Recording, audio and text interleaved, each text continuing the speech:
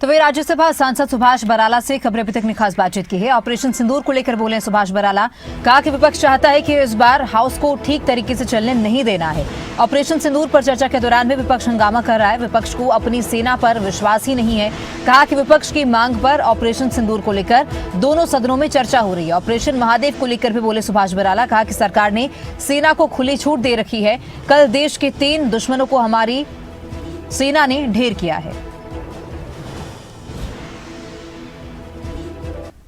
साथ राज्यसभा सांसद सुभाष बराला जी मौजूद हैं। सर, ऑपरेशन सिंदूर को लेकर बारीकी से चर्चा हो रही है। कल भी एक लंबा सेशन लोकसभा में देखने को मिला, पर विपक्ष इसके बीच भी लगातार हंगामा करता हुआ नजर आ रहा है। आज भी लोकसभा में हंगामा देखने को मिला। सर देखिए, मुझे लगता है कि विपक्ष का जो काम है वो इस बार पूरी तरह से दिखाई दे रहा है कि हाउस को ठीक से चलने नहीं देना।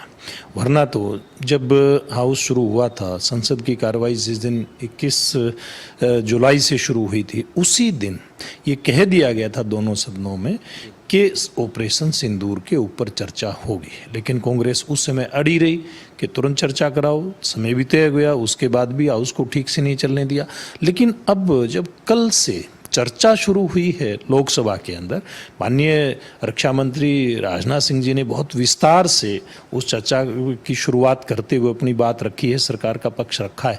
लेकिन विपक्ष को मुझे लगता है कि अपनी सरकार पर विश्वास नहीं है, अपनी सेना पर विश्वास नहीं है। वो कहीं न कहीं विदेशी ताकतों में अपना विश्वास जताती हुई दिखाई दे रही है। विपक्ष की पूरी टीम, उन लोगों को जिम्मेवारी के साथ चर्चा करनी चाहिए। जब चर्चा शुरू हो गई है तो फिर निश्चित रूप से उस चर्चा के अंदर अपनी भागीदारी और सकारात्मक दृष्टिकोण से भागीदारी करनी चाहिए। सर, आज राज्यसभा में ऑपरेशन सिंदूर को लेकर चर्चा होगी और काफ़ी महत्वपूर्ण सर ये चर्चा है। राज्यसभा की बात करें तो राज्यसभा में भी विपक्ष लगातार हंगामा करता हुआ नजर आ रहा है। हाँ, देखिए, आज भी अभी राज्यसभा को चलने नहीं दिया गया। और जब चर्चा शुरू हो, मेरा तो एक ये कहना है कि सब लोग मिलकर के सेना का मनोबल किस प्रकार से ऊंचा हो, देश ने जो कामयाबी हासिल करी है उसके ऊपर चर्चा सदन के अंदर होनी चाहिए, ताकि भविष्य में भी सेनाओं के पीछे हमारा पूरा देश एकजुट दिखाई दे।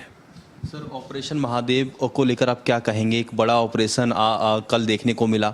जो आतंकवादी पहलगाम हमले में जो लोगों को जिन्होंने मारा, उनको अब हमारी सेना ने ख़त्म कर दिया है। किस तरीके से आप देखिए, सेनाओं को जो खुली छूट दी हुई है, भी कहीं भी कोई किसी भी प्रकार का कोई ऐसा असामाजिक तत्व, देश विरोधी गतिविधि करता हुआ दिखाई देता है, कोई आतंकवादी दिखाई देता है, निश्चित रूप से उसके खिलाफ कठोर कार्रवाई करनी चाहिए। और हमारी सेनाएं, हमारे सैनिक, अर्धसैनिक बल जिनकी भी वहाँ ड्यूटियाँ लगी हैं, वो निश्चित रूप से कड़ी कार्रवाई इनके खिलाफ करते हैं। और आपने देखा कि किस प्रकार से कल देश के 3 दुश्मनों को सेना के ने ढेर कर दिया।